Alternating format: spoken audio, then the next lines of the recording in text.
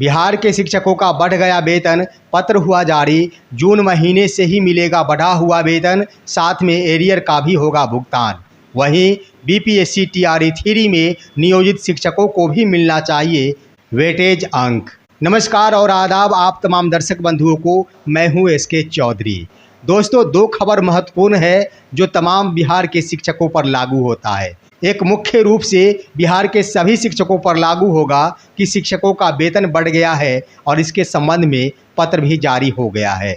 और दूसरा है कि नियोजित शिक्षकों को बीपीएससी के माध्यम से होने वाले परीक्षा में वेटेज मिलना चाहिए, जिस तरह से गेस्ट शिक्षकों के लिए वेटेज की व्यवस्था कर दी गई है। इन दोनों बिंदुओं पर इससे पहले कि हम विस्तार पूर्वक चर्चा करें, अगर अभी तक आपने हमारे इस चैनल सुसत्य वचन को सब्सक्राइब नहीं किए होंगे तो कृपया अभी सब्सक्राइब कर लेंगे।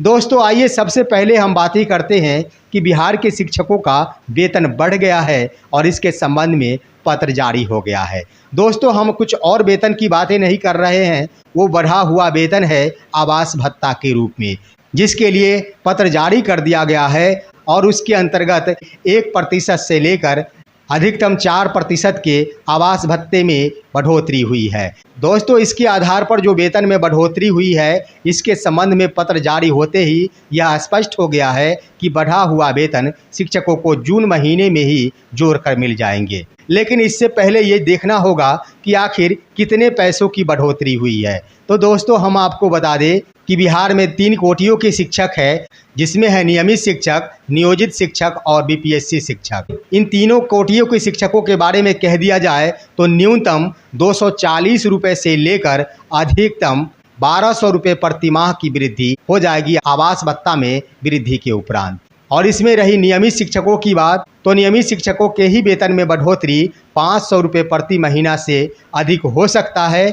इसके अलावे ना तो नियोजित शिक्षक और ना ही बीपीएससी शिक्षक के वेतन में बढ़ोतरी 500 रुपये प्रति महीना से अधिक होंगे। 240 से 50 रुपये प्रति माह की वृद्धि बिहार के वैसे शिक्षक होंगे जिनकी नियुक्ति वर्ष 2022 के अंतर्गत हुई थी और वे BEd 125 योग्यताधारी शिक्षक होंगे। वहीं अन्य शिक्षकों की बातें कर ली जाए तो अधिकतम नियोजित शिक्षकों के मामले में, चाहे वो +2 के ही बीपीएससी शिक्षक क्यों नहीं हो और बिहार के पूर्व के नियोजित शिक्षक ही क्यों नहीं हो, दोनों के वेतन में बढ़ोतरी अधिकतम 450 रुपये से लेकर 500 रुपये प्रति महीना जून महीने से हो जाएंगे।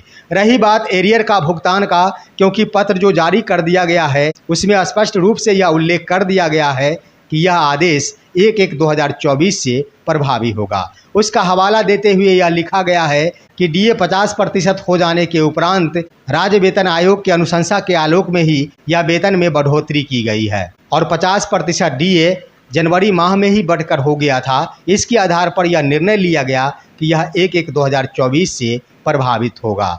दोस्तों, इसके संबंध में अब सवाल उठता है कि क्या आवास भत्ता के मामले में एरियर का भुगतान यानी बकाया राशि का भुगतान होगा या फिर नहीं होगा, क्योंकि इससे पहले शिक्षा विभाग के अंतर्गत यह नीतियों का निर्धारण हो चुका था कि आवास भत्ता के रूप में एरियर का भुगतान नहीं होता है।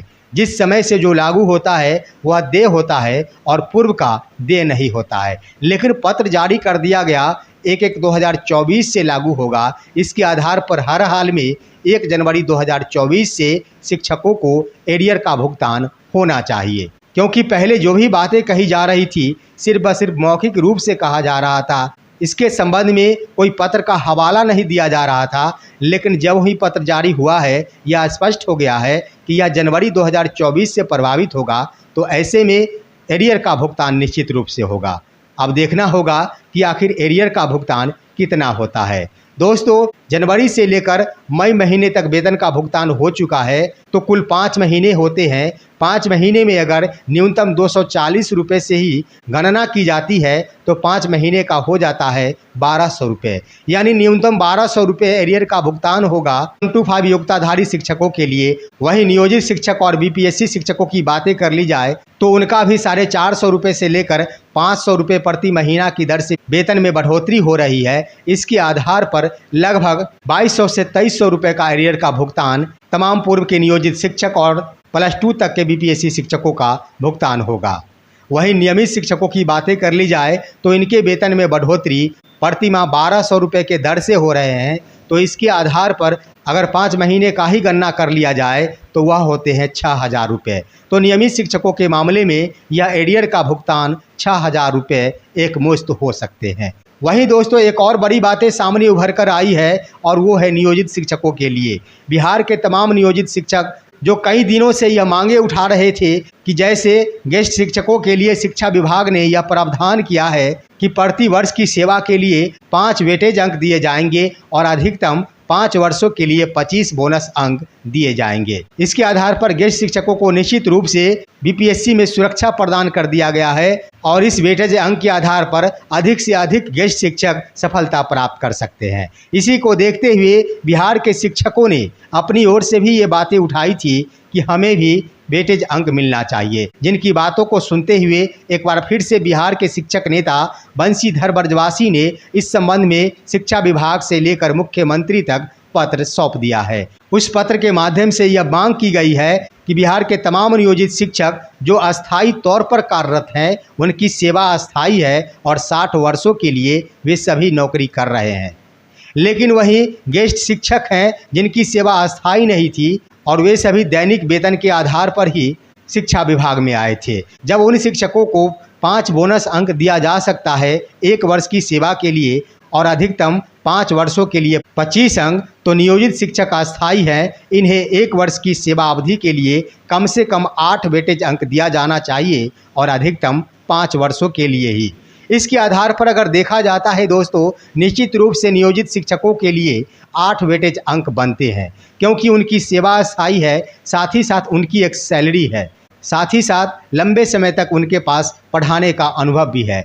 इसके आधार पर हर हाल में शिक्षकों की ओर से बंशीधर ब्रजवासी द्वारा किया गया मांग बिल्कुल ही जायज़ है। हर हाल में नियोजित शिक्षकों को 8 वेटेज अंक अवश्य मिलना चाहिए और इस आधार पर वैसे बिहार के नियोजित शिक्षक जो नीचे पद से ऊंचे पदों में जाना चाहते हैं, जैसे प्राथमिक में अभी कार्यरत हैं और ढेर सारे ऐसे शिक्षक हैं जो उच्च योग्यताधारी है, इस आधार पर उन्हें उच्च पदों यानी माध्यमिक या फिर उच्चतर माध्यमिक विद्यालयों में विद्यालय अध्यापक बनने में सहायता मिलेगी। इसके आधार पर हर हाल में शिक्षकों की मांग जायज़ है और उन्हें वेटेज अंक मिलना चाहिए। संभव है कि शिक्षा विभाग निश्चित रूप से इस पर विचार करेंगी और नियोजित शिक्षकों के मामले में 8 वेटेज अंक अवश्य प्रदान करेगी, क्योंकि ये सुविधा अगर प्रदान कर दी जाती है तो ये शिक्षकों के साथ साथ शिक्षा विभाग के हक में भी काफ़ी फायदेमंद साबित होगा।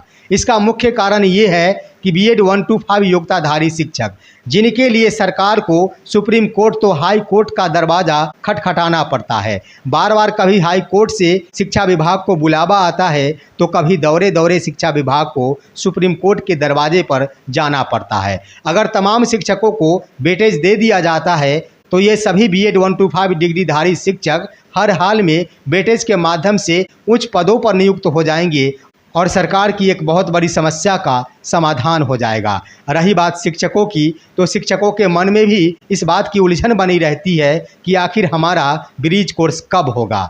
तो शिक्षा विभाग के लिए भी ब्रिज कोर्स आयोजित नहीं करने पड़ेंगे और इससे शिक्षा विभाग को राशियों का भी फायदा होगा, यानी ब्रिज कोर्स में आने वाले खर्च शिक्षा विभाग के पास बच जाएंगे, यानी सरकार के पास बच जाएंगे और बिहार के नियोजित शिक्षक उच्च पदों पर जाते ही उनकी सेवा में आने वाले उलझने समाप्त हो जाएगी। ये तो हुई दोस्तों बीएड 1-5 योग्यताधारी शिक्षकों के लिए, लेकिन ढेर सारे ऐसे भी शिक्षक हैं जो योग्यता तो रखते हैं लेकिन 1-5 या फिर 6-8 में नियुक्त है। और वहीं शिक्षा विभाग की यह कोशिश है और सरकार की भी कोशिश है कि शिक्षकों को हर हाल में अपना निकट का विद्यालय छुड़वाया जाए। अगर नियोजित शिक्षकों को वेटेज अंक प्रदान किया जाता है तो हर हाल में नियोजित शिक्षक विद्यालय अध्यापक के रूप में उच्च पदों पर चले जाएंगे और निश्चित रूप से नए विद्यालय में योगदान करते ही उनका निकट का विद्यालय भी छूट जाएगा। इससे सरकार को ही फायदे होंगे, क्योंकि सरकार बार बार ये सोचती है कि हर हाल में शिक्षकों का ट्रांसफ़र होना चाहिए और निकटवर्ती विद्यालय से शिक्षकों को मुक्त किया जाना चाहिए। तो अगर इन कार्यों से सरकार अगर मुक्ति चाहती है तो सरकार को वेटेज देना होगा और नियोजित शिक्षकों को 8 अंक वेटेज देते ही सरकार के इन समस्याओं का समाधान उन्हें ना तो ट्रांसफ़र करना पड़ेगा या फिर पदस्थापन करना पड़ेगा। तो इन समस्याओं का समाधान भी शिक्षा विभाग सिर्फ व सिर्फ नियोजित शिक्षकों को प्रति वर्ष के आधार पर 8 अंक वेटेज देकर कर सकती है। दोस्तों ये थे आज की अहम खबर। आप सभी हमारे इस वीडियो को लाइक करेंगे, साथ ही साथ इन तमाम बिंदुओं पर आप सभी का क्या राय है, अपना राय भी कमेंट के माध्यम से अवश्य देंगे। और अब दीजिए अपने ही दोस्त SK चौधरी को इजाज़त। जय हिंद, जय भारत।